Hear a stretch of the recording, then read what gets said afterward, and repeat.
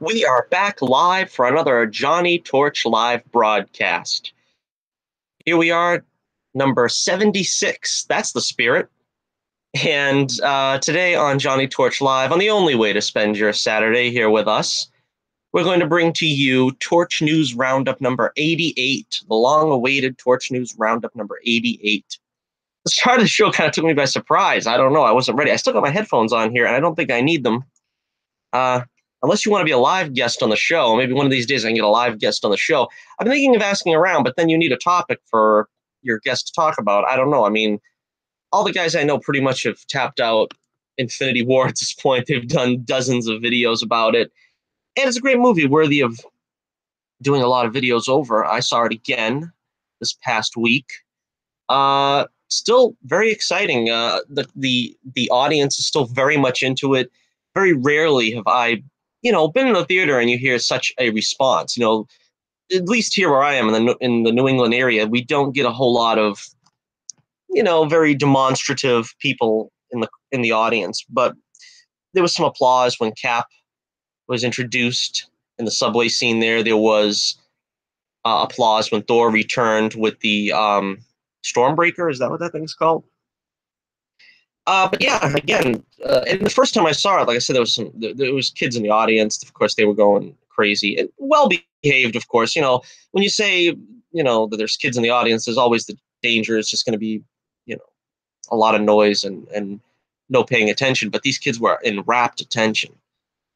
All right, so here we are on another lovely Saturday afternoon, a little bit earlier today because I want to see the Kentucky Derby. The Kentucky Derby is on this afternoon or evening, depending on where you are. I think it's going to be about 6 o'clock, so that's why we moved up the show from what usually is about 6, 7 o'clock to it's almost 3:30 now. And if you're listening to this on rebroadcast, so to speak, thank you for joining us. I was going to do this on Wednesday. Everything is pushed back a little bit. I was supposed to do the Torch News Roundup on Wednesday, feeling kind of under the weather, had a lot of work to do.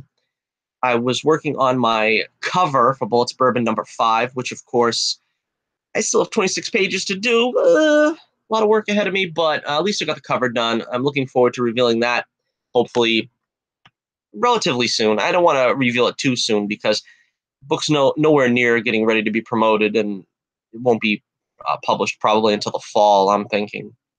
Until then, of course, we have my convention circuit. Let me remind you once again, because this is a news roundup, so it's pretty applicable here. We do have the This Week in Comic Book television show, which is supposed to be on Saturday. I'm going to try very hard to get it produced tonight. I can't make any promises because at this point, I still haven't seen Agents of S.H.I.E.L.D. I watched Gotham last night half asleep, so I really hope I got the gist of that viewing because I was just knocked out. But, we'll try to do the This Week in Comic Book TV tonight. I'm probably not going to be able to do it Sunday. I definitely can't do it Monday, so we're running out of free time to do it, so I might be pulling a double header tonight. As I said before, I got a little sidetracked there. We are fast approaching my next convention appearance, which will be in the Peabody Institute Library, Peabody, Massachusetts. You can go to my website. The link is in the description below where you'll find out more info about the venue and so forth. But it's a family-friendly environment, and, I'm really looking forward to this. This will be my third convention appearance at my second convention, PillCon 2018. This is the second annual PillCon, so I was fortunate enough to get in on this one very late in the game, so to speak. And we have, of course, the June 10th date, set that date aside, for the KidsCon 2018, which will be at the Radisson Hotel in New Hampshire. So again, I'm spanning 2 states, these convention appearances, hopefully going to have a couple more ready to go sometime this year. But I've got some goodies. I've been making up some goodies. It's always the exciting thing for me, is trying to make up some projects that I can bring along for a couple of freebies, but hopefully some of these will be for, higher tier sells. Like, for instance, if you buy all 4 books, in the series thus far, you get a more expensive freebie. So with that in mind, come check it out, press the flesh as it were, and see my handsome visage before you in glorious living color. Because I'm still kind of camera shy here. And if you want to see what the JT Meister looks like, come on down to Peabody, the Peabody Institute Library on May 19th, or both the Kids Con at Radisson Hotel in Nashua, New Hampshire.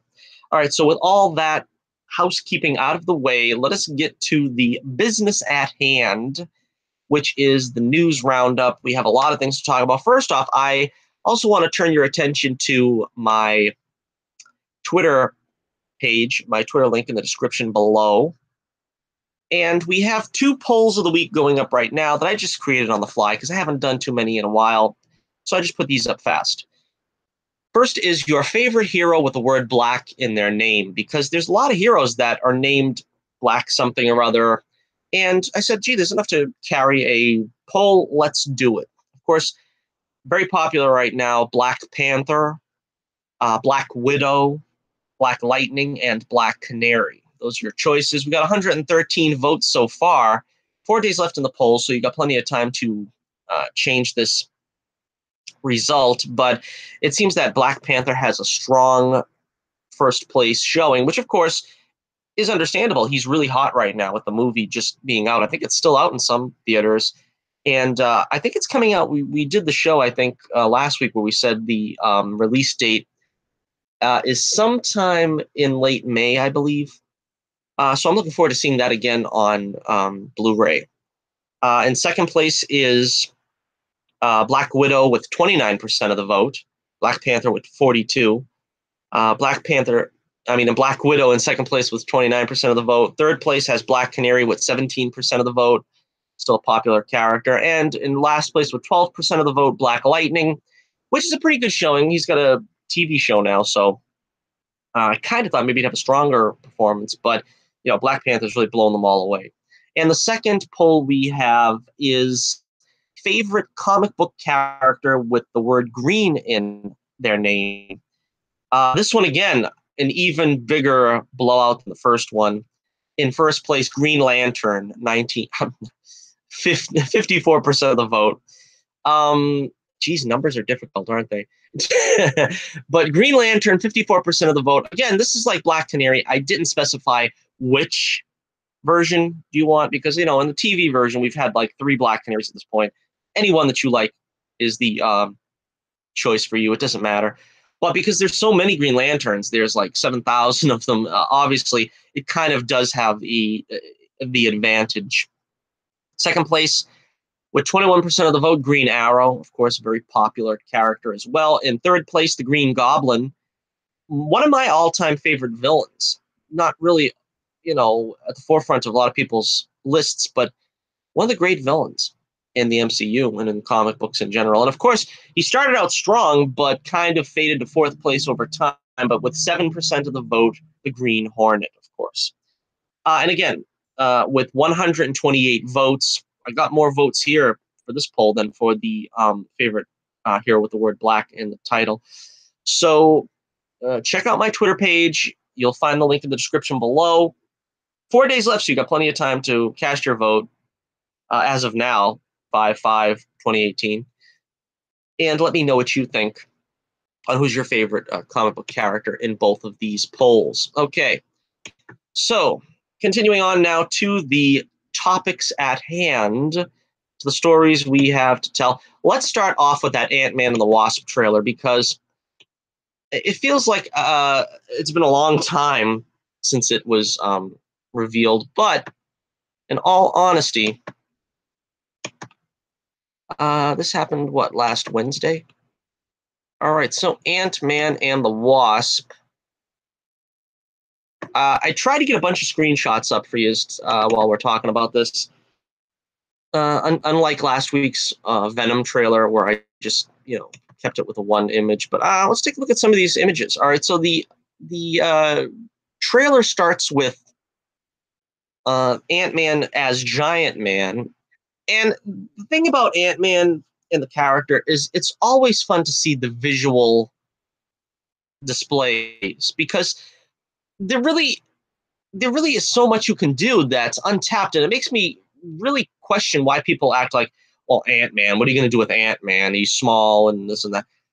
But really, we didn't even get a taste of the, shrinking gimmick too much in this trailer. We've got mostly Giant Man in this trailer, actually, and there's a fun car chase here, action scene where we see Ant-Man, you know, riding the uh, truck there, that pickup truck, like it's a skateboard or something. I mean, there's really cool visuals that they're doing with the Giant Man uh, visual in this film, unlike the last one with Ant-Man. All right, we see the Wasp in action during the car chase as well, in the interior uh, fighting scenes there in the car chase. Let's see. We have the Ghost. Let's take a look at the Ghost. The Ghost was in action here. Of course, it is a race and gender changed character, which, of course, disappoints me. I'm not too crazy about that, but she looks great here. I think if I remember correctly, there was a ghost, a female ghost. So probably, I'm not sure if that was the Iron Man character that I'm thinking of. That might be a different comic book character. But so we'll see how that goes. Let's see. There's a nice action beat here with Ghost and Scott Lang. I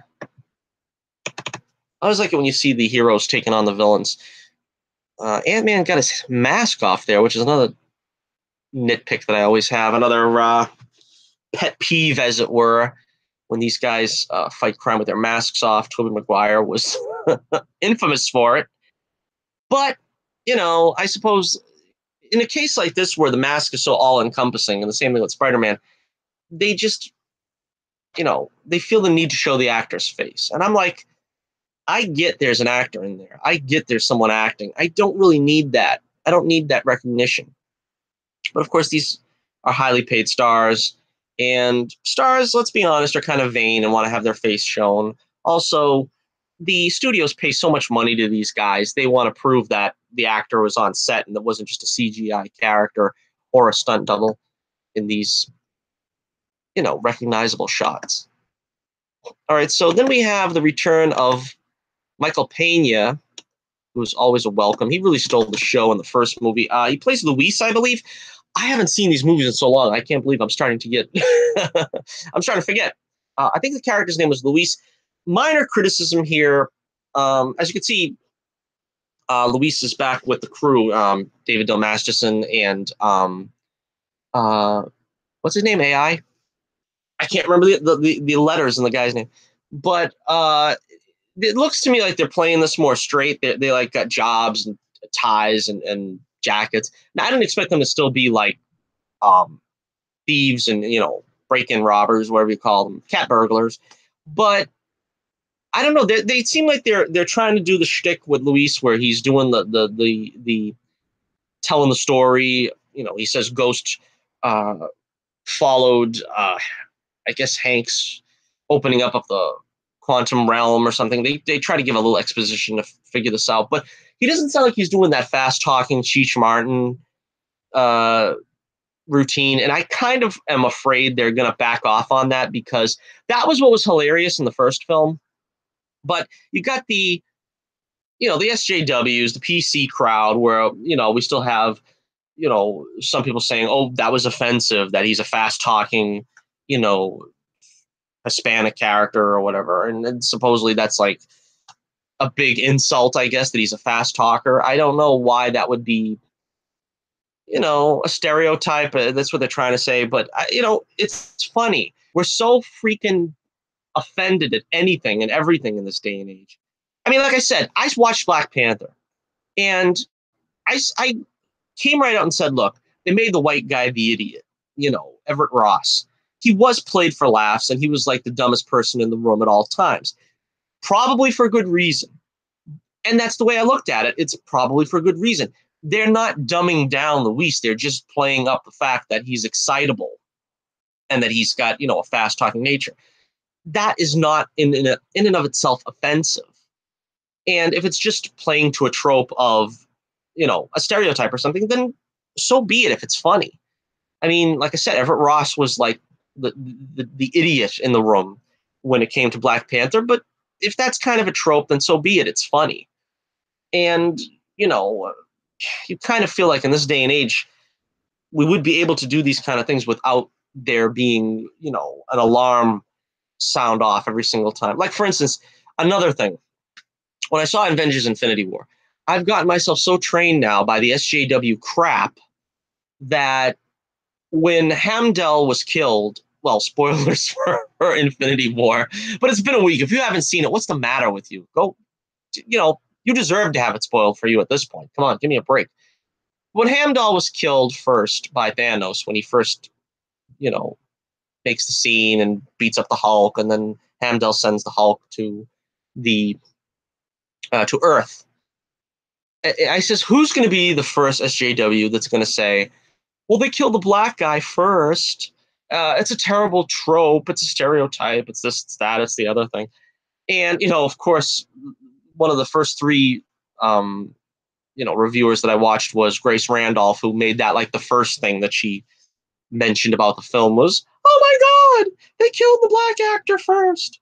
And it's like, when you watch a movie, you can't keep a checklist by your side and say, this is a trope, they better not do this. This is a trope, they better not do this. This is a trope, they better not do this.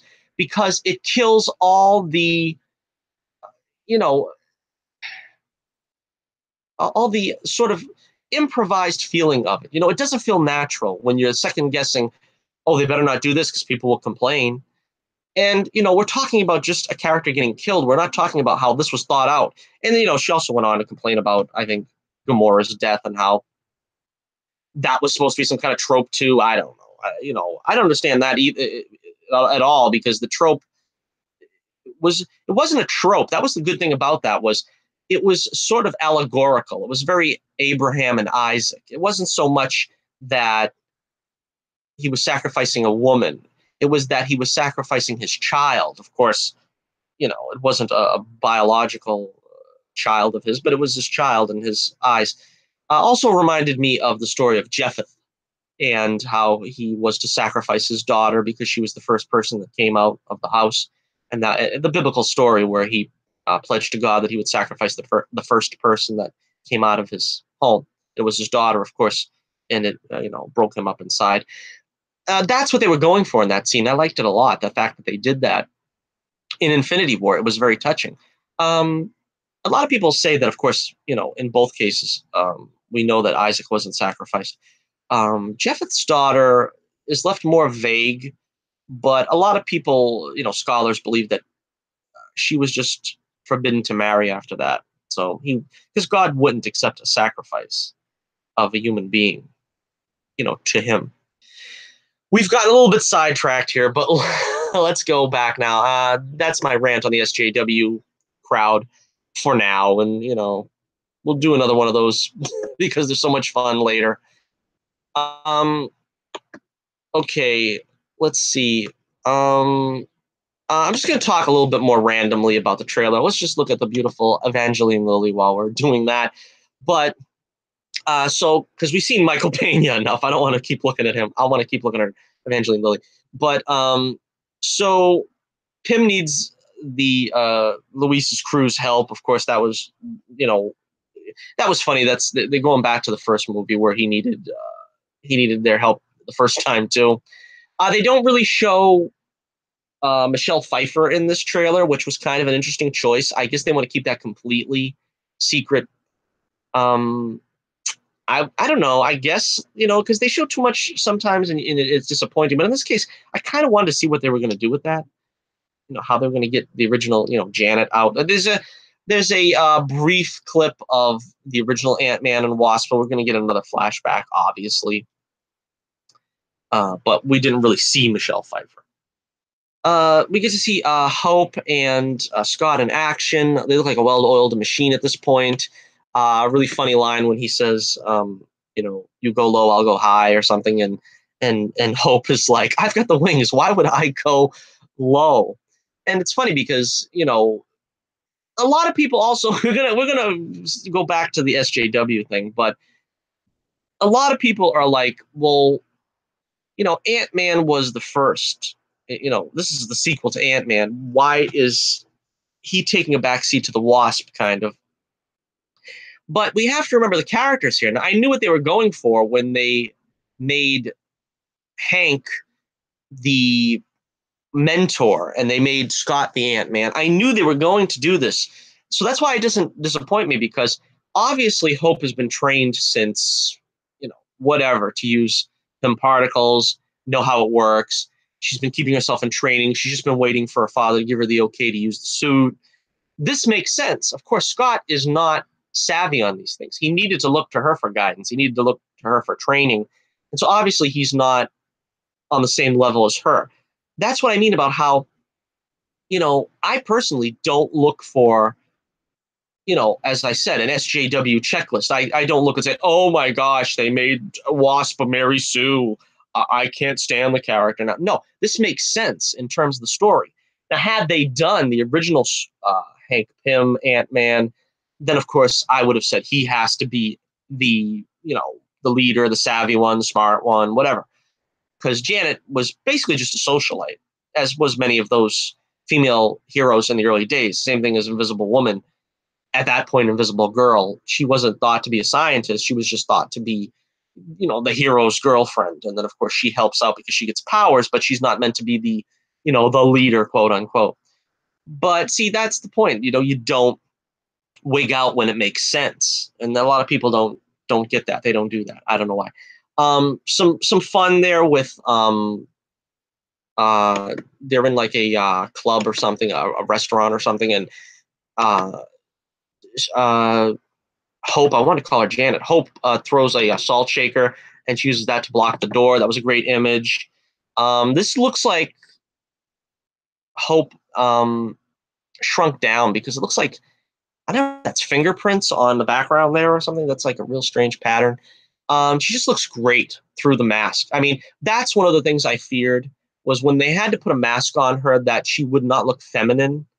But her costume is very feminine, considering it is completely covering everything. And, because as I said before, I was disappointed that they didn't stick to the bare arms look that they had in the Ant-Man teaser, because you want the costume to look more feminine than the Ant-Man costume, but they did, sort of model it to her, mold it to her, so to speak. And they made sure that you could see her eyes looking very, very, I guess I would say Romita-esque. John Romita drawing the female characters like that, with the, pronounced eyelashes and, mascara, and looking very feminine.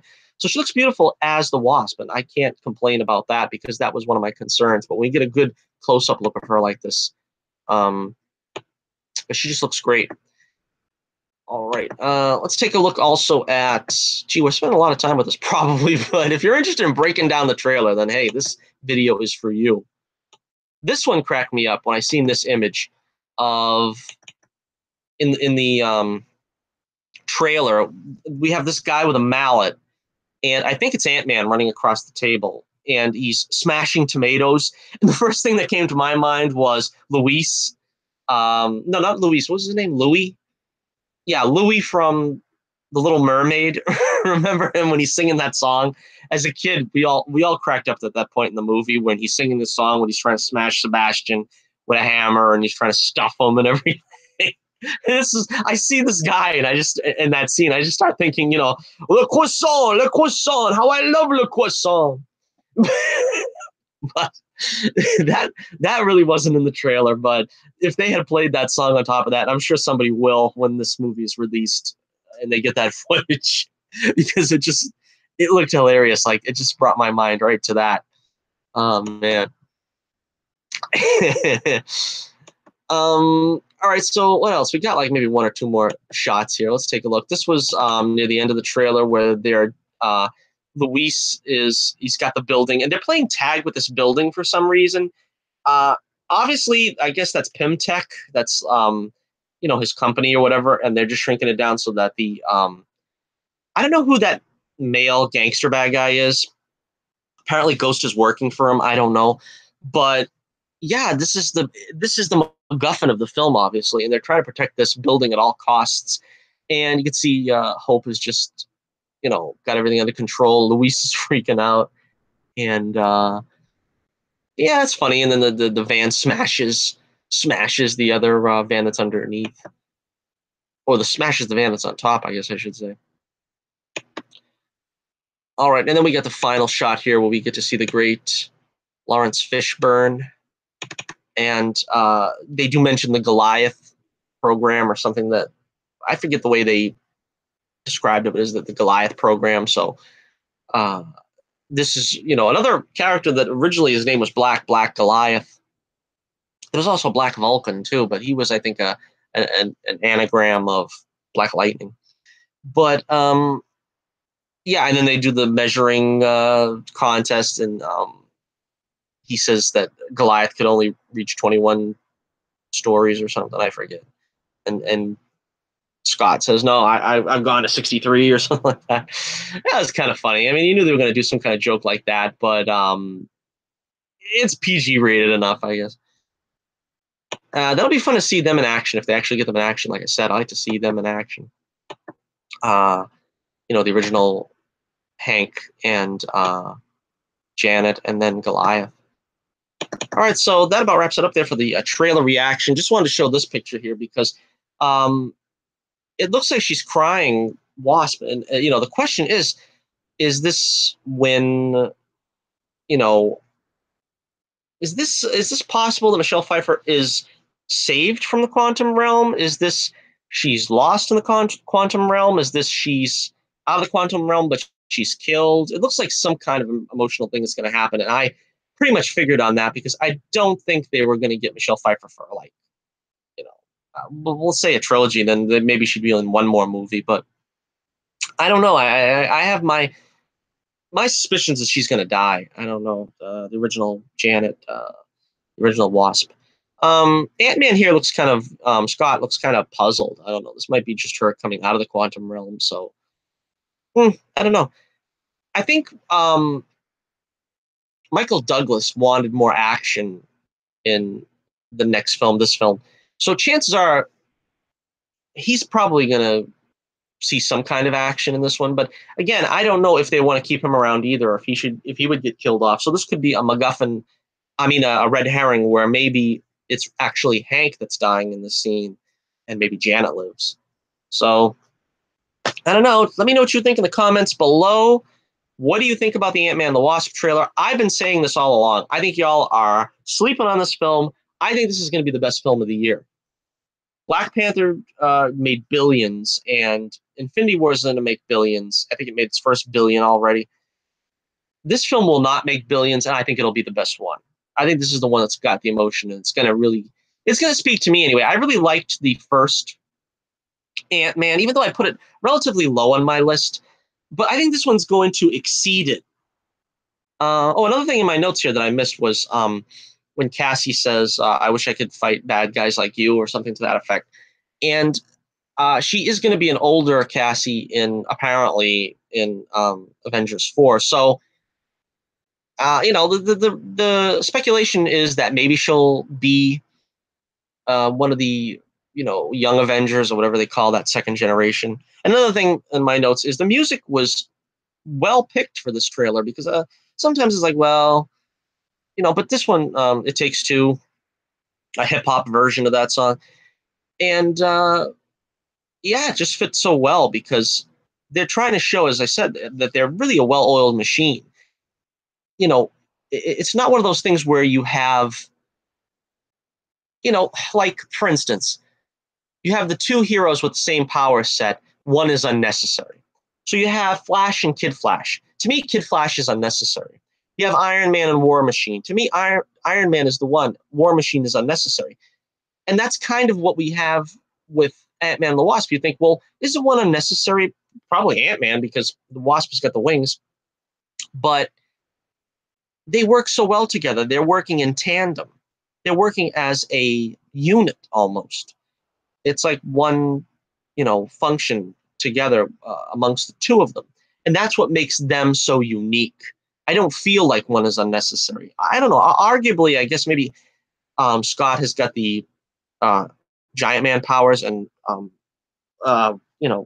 Hope doesn't. So their power sets are not identical, but it's one of those things where I always say, if you're going to have two heroes with the same skill set, they have to be, you know, completely on the same page. They have to be inseparable. They have to be necessary together and can't do the job without one another. And I think they capture that here. So once again, let me know what you think in the comments below for the Ant Man and the Wasp second trailer. Okay, so that was our more time, time spent on that segment, but we are going to go through the rest of these news stories a little bit faster. Next up, we've got the upcoming Star Trek film. Now, I'm really disappointed in how long they take to do these Star Trek films. They wait 3 or 4 years in between films, and I don't know why. I mean, how hard is it to get a good Star Trek script together? They did it every week in in the 1960s on television. But anyway, we got the Star Trek 4, for lack of a better term. The director has been chosen, and her name is S.J. Clarkson. S.J. Clarkson, it says here that she's mostly known for television work.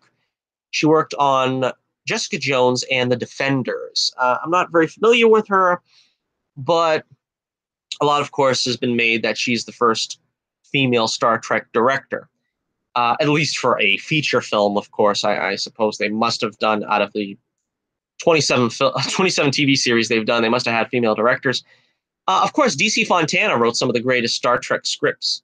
So, again, it feels like we're kind of making a big deal out of this over, a fairly minor footnote in Star Trek lore. But Variety, who broke the news, said that this fourth film is rumored to be the film featuring the return of Kirk's dad, George Kirk, played by Chris Hemsworth. Because, as you remember, there was 2 scripts floating around. One was the, time travel story, I imagine, which is going to reunite James Kirk, Chris Pine, with his father, George Kirk, who died the day he was born, who, of course, is played by Chris Hemsworth. Possibly, maybe this film was taking so long because they were waiting for Hemsworth to get done with Thor Ragnarok, Infinity War, and whatever Part 4 is going to be, because I think they're still filming some of Avengers 4. I'm not sure if that's wrapped yet. I think that's still filming. So maybe as soon as that's done, he'll go to this. But yeah, let me know what you think about this story. Like I said, it sounds like a good story. I don't know about the Quentin Tarantino one. That was the second script that was floating around because Tarantino brought it to J.J. Abrams, and they both were apparently high on the story. And, of course they're saying it's going to be an R-rated one. I don't know. I'm not really into Tarantino films. I don't really know. He did, Pulp Fiction, I think? That probably is the only one I think I've seen of Tarantino, and even that was like, I don't know, 25 years ago or something. I don't even remember. But, yeah, so let me know what you think in the comments below about Star Trek 4. Do you think this is going to be a good story, having George Kirk return, Chris Hemsworth return? Of course, he's a big actor now, Hemsworth. They got him when he was just an unknown. So they were very fortunate indeed that they have a reason to bring him back because, he's going to be a big draw to the box office. And, yeah, let me know what you think in the comments below. Okay, next up, we have a story here about the new DC streaming service, which, of course, now has a name. They're going to call it DC Universe. They've got a couple of new shows that they're touting. Of course, we already have Young Justice, which is going to be their first. That was their first big grab. Was bringing back Young Justice after a lot of people were signing petitions and trying to get the show back. Well, they got it back, but it's on a streaming service that hopefully is not going to cost an arm and a leg. Added to that, they also have Titans, the first live-action series for DC Universe. Apparently, Metropolis is getting pushed back, I think, which is the Lois Lane, Lex Luthor show. I don't know if I needed that in the first place, but what we're going to get also is the first of two new shows. This one is an animated series, Harley Quinn. And it's supposedly going to be an adult show, quote unquote. I'm not sure exactly what that entails, but yeah, this artwork does look very Ralph Bashki-esque, and he was known for being sort of the premier adult animator of the 70s and 80s. What's it called? Heavy Metal. I think he was the one who did Heavy Metal back in early 80s.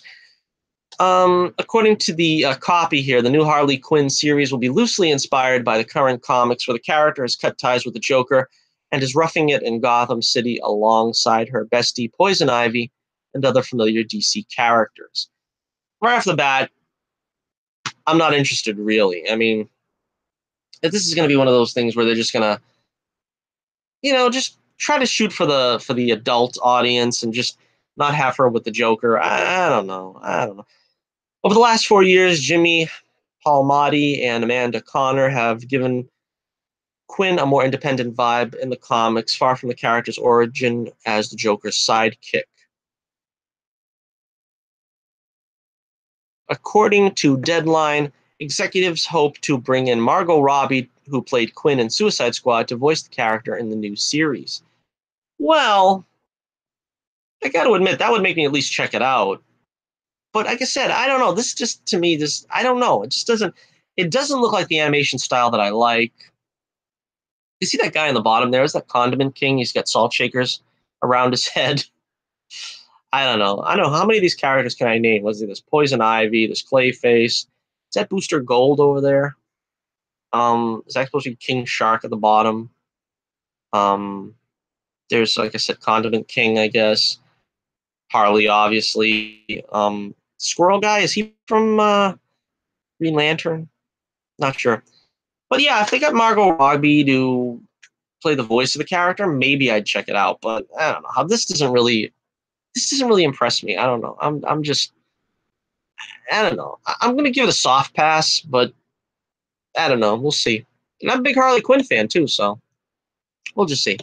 All right, next up we have, let's see, the other big news, which is probably more exciting to me anyway. I mean, is a new live action Swamp Thing series. Now, the thing that disappoints me about this is I haven't even seen the old Swamp Thing series. Yeah, I'm disappointed in that. I never watched the show when it was out when I was a kid in the 90s. I don't know, I kind of gave it a pass. I was like, I don't know anything about Swamp Thing. I don't know anything about his villains. I don't know about his characters. And I kind of just gave it the pass. But it really probably was pretty good because everything back in the 90s was. I'm talking about, you had 90s Flash, you had Superboy, you had that kind of heightened realism in the 90s that was really cool. Now, this is probably going to be more dramatic and with a ton of pathos and, grim realism. That's the kind of stuff I think is going to happen here. But anyhow, as we see on the side here, we got James Wan, who is directing Aquaman for the big screen. He is, let me see, I don't know, I don't think he's directing or writing this. I guess he's just producing it. But yeah, James Wan is attached. All right, so we have Mark Verheerden. I hope I'm pronouncing that correctly. Mark Verheerden. Apologies, Sam, who worked on Ash versus the Evil Dead and Constantine. So I guess he knows his mystical mumbo jumbo stuff. And Michael Clear, who did Annabelle the Creation, and Gary Doberman, or Doberman. Is that like Sergeant Bilko? Doberman? Gary Doberman, I guess, who did It and Annabelle the Creation. And James Wan, who did The Conjuring and Aquaman, will executive produce the show. All right, so there's my answer right there. He's an executive producer, James Wan. This guy can do everything, can he? He's the director of Aquaman. He's producing MacGyver, and now he's going to produce Swamp Thing. So far, he's done pretty good, so let's hope he's doing good here. Verheiden and Doberman will write the series. we're talking about political correctness earlier on in the show. I think that all went out the window at this point. Rahinden and Doberman will write the series. Okay, the Warner Brothers has revealed in a press release that the new show will follow CDC researcher Abby Arcane as she returns to her childhood home in Louisiana. She's there to investigate a virus that originates from a swamp.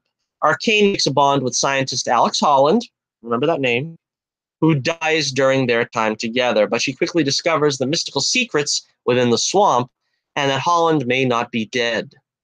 Swamp Thing has a targeted 2019 launch, and the format for the show will be a 1-hour drama, appearing only on the DC Universe series. So yeah, this sounds very much like the original Swamp Thing movie with Dick DeRock, I believe, played the Swamp Thing. I think he played the Swamp Thing through the whole series between the two movies.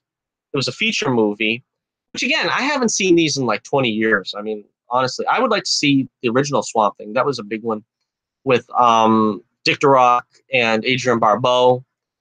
Then there was, and that was like supposed to be like a big dramatic thing for the early 80s. And then you had the like direct-to-video movie with, I think Dick DeRock, like I said, as well, stayed Swamp Thing through the whole series with Heather Locklear in a nightgown through the the swamps with Swamp Thing. Another one I think I seen maybe once, 25 years ago now or whatever. You know, it was a lot more campy if I remember correctly, but it was still amusing. Like I said, I like it in the middle where it's not too campy and it's not wildly dramatic and a little too earnest. So I don't know. And again, there was the TV series that ran on the USA Network during the early to mid 90s, I believe. Again, like I said, I didn't kind of watch that either. I might have seen 2 episodes during my whole life, but I'm gonna try to check these things out before Swamp Thing comes out because I don't know. I want to see the original before I see the new. All right, so let me know what you think in the comments below. Are you looking forward to Swamp Thing, the live action series coming up next year? And there was a lot of merchandise back then too for Swamp Thing. I remember that during the TV show. So maybe we'll get a sort of a Swamp Thing renaissance. But they do have a tendency to make the Swamp Thing, like I said, very dramatic and very sort of somber. It's sort of a more somber story. That's the only line I remember from the first movie was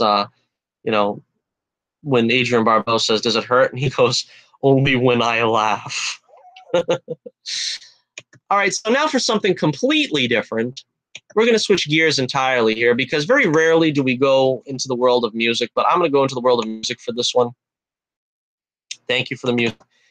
We have the ABBA Reunion. Yes, the original members of ABBA have finally decided to get back together after 35 years, I believe it was. The band got together in 1972, and for a full 10 years, the world experienced ABBA, the phenomenon. And now ABBA is getting back together for a reunion where they are going to produce 2 songs, apparently, for release late in the year, fall, winter, I suppose. All right, speaking of me butchering names, let me try to get the names of the ABBA group right here. Let's see, we have Agnetha Falkstong, Bjorn Ulvaeus, Benny Andersson, thank you, Benny, you got an easy name, and Anna Frid Langstad. Well, that's not too tough. Of course, their names spell out ABBA, and that's how you got the name of the group, ABBA. Agnetha, Bjorn, Benny, and Anna Frid, even though she was later on known as Frida. Of course, you have the song, I Know There's Something Going On, that Phil Collins, my man Phil Collins, produced for her and played the drums on, which was a hit back in the early 80s. And so they're getting back together. And Bjorn, I've got a small fragment of an interview here from Bjorn, and he says, "I don't feel that we have to prove anything. I don't feel we have to think about, oh, what if it was better before? Maybe it was, but we can't care about that. We do it because we think it was a good thing to do. We enjoyed it very much. We'll see. I hope you like them. Pretty good." Anderson explained that the songs were. Oh, this was. I don't know. Is this all Bergeron or is this all Benny? I think this might be all Benny. I don't know. The way they wrote it and the way I've got it here is not very clear. But anyhow, Anderson explains that the group will be on tour, but only as holograms. This is something that new technology that they're trying to do. And he's quoted as saying, "We said, maybe we should try and write a couple of new songs and ask the ladies if they want to come and sing them." And they said, yeah, absolutely. So it was just out of pure joy, I'd say. The first song has been released with the title, "I Still Have Faith in You." I mean, the title's been released, not the song. Getting ahead of myself. So after 35 years of fans saying, "Gimme, gimme, gimme," well, this reunion turned out to be their Waterloo. But well, hey, I tried. I'm sure the money doesn't help either, because if it did, if they were in trouble for money, then they would be saying SOS right about now. But Mamma Mia, I don't know. We'll see how this turns out. You got to admit, see, ABBA just did so many great songs during that 10 years that they did like 50 years worth of music in 10 years. Just think of all those hits. I mean, that's they're one of the great bands, and I like them. I happen to be an ABBA fan, so I'm hoping this will work out for them. But I do kind of, I don't know. I kind of have, it gives me pause. Let's put it that way. That they waited this long, and now that they're in their late 60s, early 70s, trying to come back and do something like this. I mean, I would rather see them live on stage than trying to have their 70-year-old voices projecting through a 25-year-old hologram. You know what I mean? I don't know. But, at least they're doing something. That's what I approve of. You know what I mean? I hate when they sort of just hang it up and they don't ever want to do anything new and they don't ever want to take the stage. But, it's like Billy Joel. He does the opposite. He doesn't ever write any new music, but he's still taking the stage at like 73 years old or whatever he is. It's like here they're trying to write some new music, but don't want to take the stage. I don't know. Anyway, so let me know what you think in the comments below. What do you think about the ABBA reunion? And we come now to our final chapter. The final chapter. This is our final story for the evening, and I saved it for last. And trust me, this is a doozy.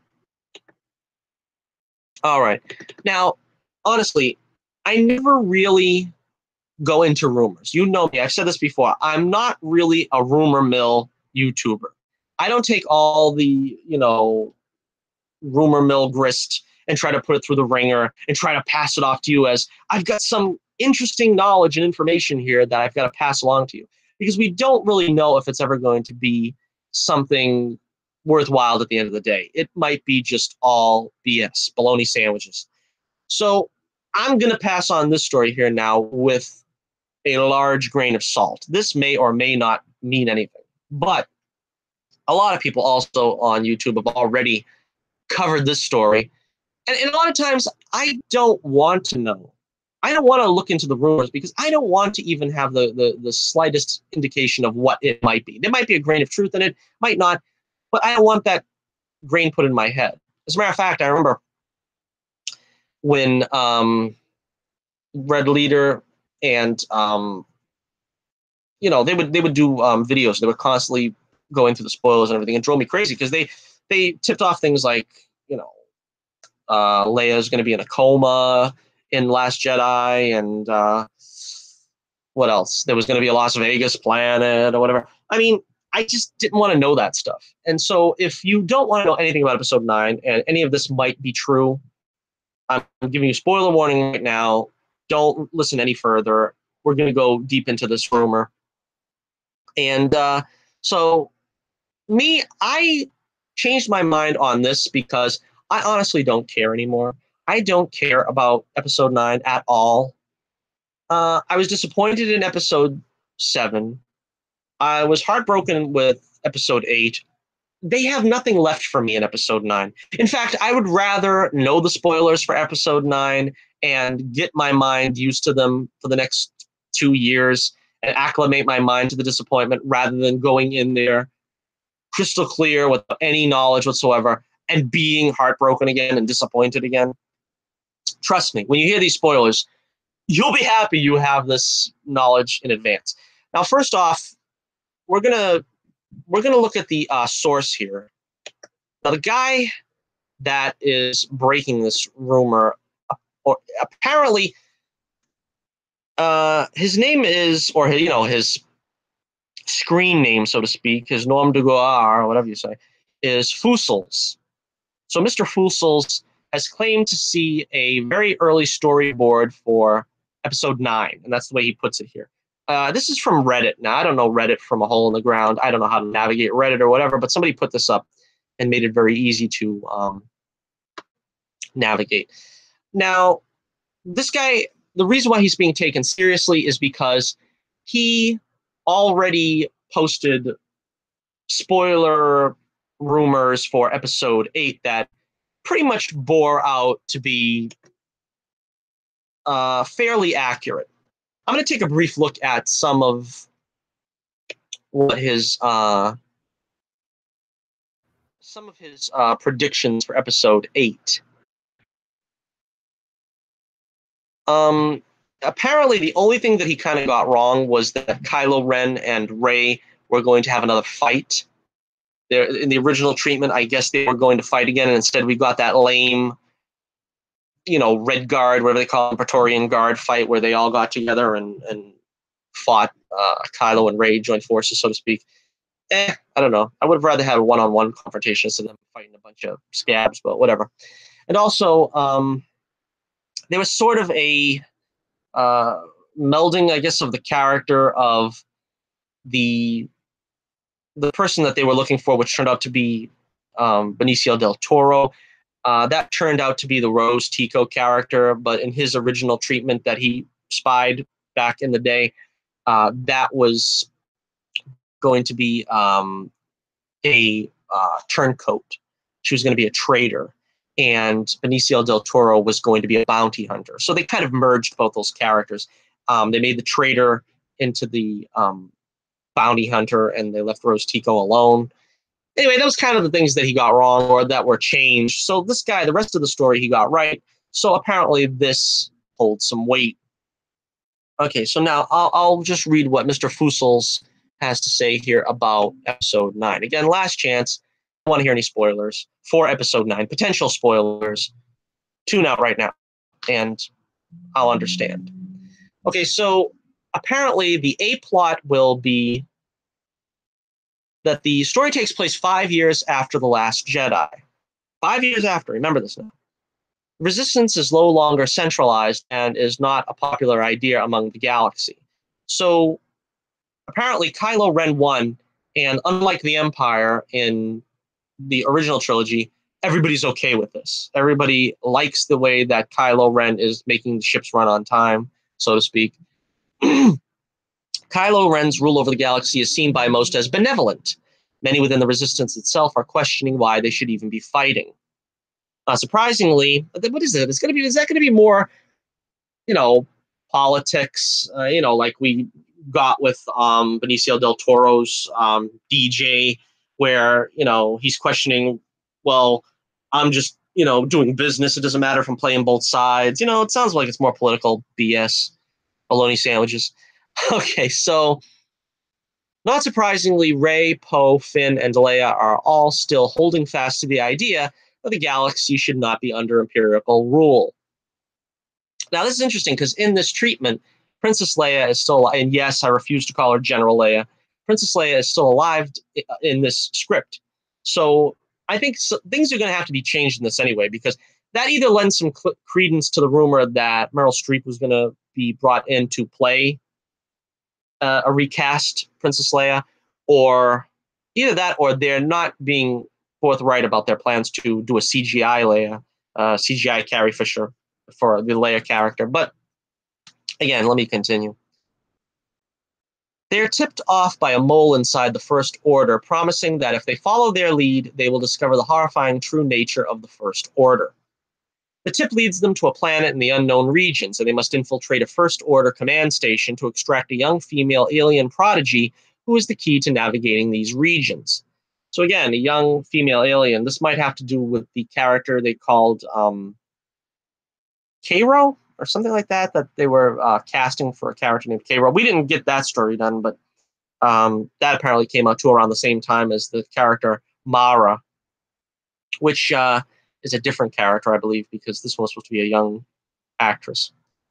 After a successful rescue of the girl who is essentially a prisoner of the First Order, they discover a planet entirely comprised of an ocean. Beneath its waves is the secret to the First Order's unlimited resources, an ancient manufacturing station literally powered by the populations of conquered worlds of the unknown regions. So again, this is going to be some kind of political thing probably where we're talking about, forced labor, slave labor, I guess, and they're the ones powering the great stations for. What the heck is this? What the heck is this? This is a technologically advanced society, and the way they're talking here, I'm thinking of they're on this big hamster wheel that's keeping the turbines turning. I don't understand. Why do they need slave labor at this technologically advanced society? I mean, maybe they're trying to go for like the Flash Gordon thing where, Buster Crabbe was shoveling coal into the furnace to keep the Sky City floating. Maybe that's what they're trying to go for. I don't know. A very Flash Gordon feel. I don't know. The entire A plot revolves around liberating the captives before they are exterminated and exposing these horrors to the galaxy at large. This plot is resolved with the unknown regions becoming united and preparing for war with the known regions. So again, this, maybe they're trying to go very Flash Gordon-esque. I don't know. I don't know who wrote this. Is this apparently J.J. Abrams? I don't know. Okay. Now this is where things get really, really weird, really strange. The B plot revolves around Kylo Ren hunting down other Force users in secret using the Knights of Ren and trying to discover the mole among his ranks. So we're finally going to see the Knights of Ren, and just why at this point? I don't know, because we were promised that they were going to have some kind of part to play, and then they just disappeared halfway through The Force Awakens. I mean, they were talked about during The Force Awakens, and then nothing came of it. And then they were talked about a little bit in The Last Jedi, and then nothing came of it. But now I guess they're really out there hunting down Force users. I don't know. All right. Now he's trying to find out the mole. We still haven't identified who that mole is, too. We'll get to that in a minute. At the end of the film, it's revealed Hux is the mole. There we go. And you can kind of understand that because he seemed like he was a weasel to begin with throughout this whole thing. So it's not like that's a surprise. I mean, who else have they got? I don't know. It's revealed Hux is the mole and is trying to get the galaxy to revolt against Ren's empire and believes he can claim the throne after the fallout. So he didn't have this great conversion. He didn't come to the Force. You know what I mean? He didn't come to the Force and have a religious conversion here. Apparently, he just wants to get Kylo Ren out of the way, and there's no other way for him to do that and claim the throne without getting the help of the Resistance. So, and then he'll be the great big wig in the sky, in a galaxy. All right. Many Force users have sought out Rey for protection, both really young and really old. So this is where Broom Boy comes in. Remember Broom Boy? We love Broom Boy. We're going to have Broom Boy back 5 years later on as the new potential hope of the galaxy, I guess. I don't know. Rey and Kylo still converse through the Force and can even manifest their whole presence in front of each other. I think they did that before, didn't they? Oh, it was just Kylo. Remember that he was there with his shirt off or something? I don't know. It is slowly revealed that they secretly love each other. Boy, that's a surprise, huh? That was a surprise. They kind of were taking it in that direction. To be honest with you, I had less a problem with that than I did with them trying to stick her with Poe or Finn. Finn's got Rose, so, that's over with now to begin with. Although Rose is not mentioned in this whole treatment, so I don't know, because there's been sort of a backlash, but I think this whole film has gotten a backlash, but there's sort of a backlash that Rose Tico is a ridiculous character and so on and so forth. I was one of the few that said I didn't mind Rose. She was the least problem of the film. The film's problems were more, like I said, the social, political, beating you over the head. Rose Tico could be seen as a instrument of that, but I was more problematic with that. And I also had problems with mostly the treatment of Luke Skywalker. So if Rose Tico comes back, it's not a problem to me, but apparently that's one of the less embraced characters in the mythos. So now Rey and Kylo have been keeping it on the down low, I guess, that they're in love. The big reveal in the film is that one of Rey's students, and the guy purposely puts quote unquote on the students, is actually her child, and Kylo becomes so enraged upon finding this that he nearly kills Rey, who was saved last minute by Leia. So there you have it. We have Rey, who never got any formal training, doesn't apparently still have a strong Force background. I mean, she didn't have parents that were loaded with midi-chlorians or something. I don't know. She's now training Jedi, although she herself was never trained. And Luke never trained her. We don't hear Luke in the script at all either, so it doesn't look like he's going to help her very much from the beyond. We don't get any inkling about Yoda either about this, because apparently he was going to pat her on the back at some point during this. And now, much like the Supremes, she has a love child. They should play that during the movie, love child.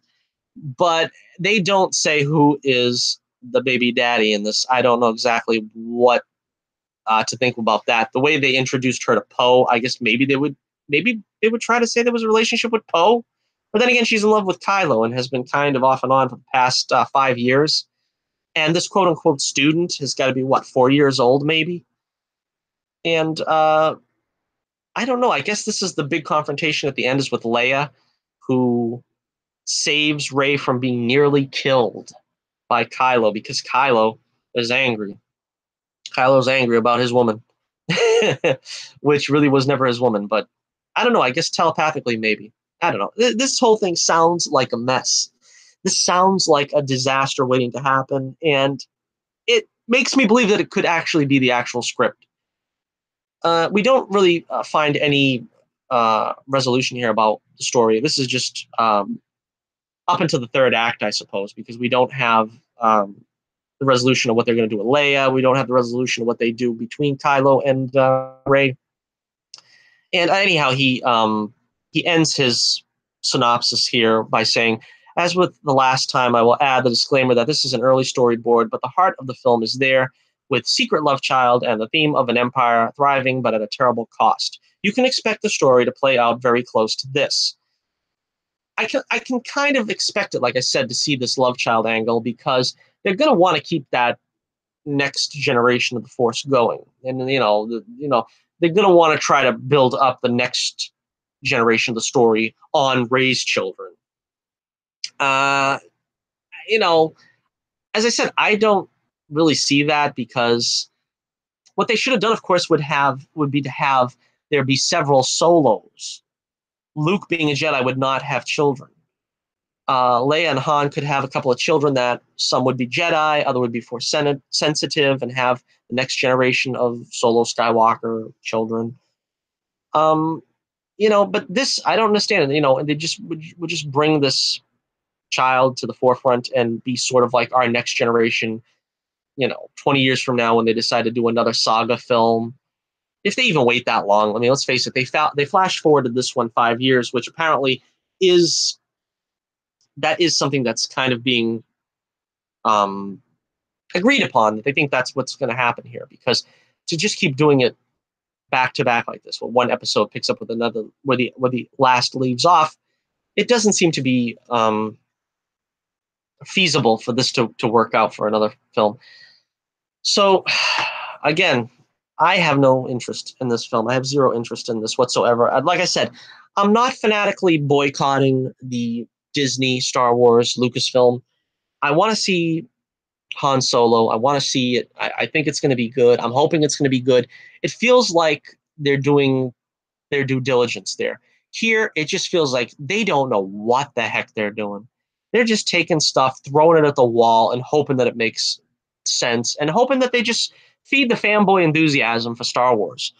To use a analogy that I'm sure is intentional, the Emperor has no clothes. I think a lot of people are waking up to the fact that the only reason why The Force Awakens was so you know, treated with the kid gloves, because it was really a weak story, is because we got Harrison Ford back to play a reasonably effective version of Han Solo. And then in The Last Jedi, we got Mark Hamill back, and they did not give us the Luke Skywalker that we wanted. And now with Carrie Fisher's passing, they can't even appeal to fanboy nostalgia for that. They're going to have to do something. Like I said, the jury's out whether Mark Hamill will even return at this point. Supposedly they're going to push this storyline off on Yoda to be the, the mentor figure. But anyhow, let me know what you think in the comments below. Are you still interested in episode 9? Are you intending to boycott it? Are you going to see it like I am, probably ironically, just to have a laugh? Are you a big fan? All right, tell me why you're a big fan. Tell me why you enjoy these past 2 saga films. Like I said, I liked Rogue One. It didn't rock my world. It's not going to be one of my all-time favorite Star Wars films, but it was better than the past 2 saga films. It was better than episode 7 and 8. I think Solo probably has the potential to be in that category as well. It's probably not going to rock a lot of worlds, but it's going to be probably good enough to fit into the existing framework at large. But I don't know, man. I don't see how, from this especially, I don't see how episode 9 is going to be anything less than a disaster that will probably signal the death knell of Star Wars at large. All right, so there you have it. Another week, more somber Star Wars news, but such is life, right? Such is life. George Lucas, where are you? You're our only hope. A lot of people are getting behind that sentiment. I've always been there in that side of the aisle, but a lot of people are getting behind that sentiment now because, let's face it, I mean, there was heart and soul in the prequels. Even if he didn't do everything that you wanted him to do, he still told the story in a competent manner. I mean, what is competent about these films? Han Solo was a deadbeat dad or something, and Luke Skywalker is going to kill his nephew. I mean, it just, they really, really messed it up. They really messed it up. And if there was ever an Infinity Stone with the Time Stone, the Eye of Agamotto, I would use that sucker just to take back these last 2 movies. Just embarrassing. They should just scrap it, start over again. I mean, once they couldn't get Luke and Han in the same scene together, I knew. Because there was just no way you can have the original trilogy pay off without having those 3 together. Han, Luke, and Leia. I would go so far as to say Lando. Billy D still isn't even an afterthought in these films. They didn't even mention Lando. One thing if they said, oh, Lando, yeah, he did such and such. We're going to end the saga without even knowing whatever happened to Lando. It's just embarrassing. It's just frustrating. And like I said, I would love to go back, and I know Mark Hamill would right the wrong. I know he would want to. But unfortunately, Carrie's no longer with us, and Harrison's probably done completely now. I mean, unless they offer him enough money to sink, the Titanic, then we're probably done. But I don't know. It's just disappointing. It's very sad. And personally, as a person who's always been a huge Star Wars fan from 6 years old, just disappointing. And let me say a very belated Happy Star Wars Day to you, since yesterday was Star Wars Day. May the Force be with you. The Force will be with you always, whether it's with Disney or not. Well, I'm belaboring the point. So thank you for joining me here. We've gone a little over an hour, a little bit longer than I expected. I will try to get that This Week in Comic Book Television episode up to you relatively quickly. We will see when we could do with that. Maybe tonight, maybe tomorrow. If not, I don't know, but it will be pretty soon. Make sure you check out the Adventures of Bullets Bourbon Comics, the link in the description below. Thank you for joining me. God love you for being here. This is your host, Johnny Torch, reminding you once again, keep the flame burning brightly, and I'll be with you again real soon.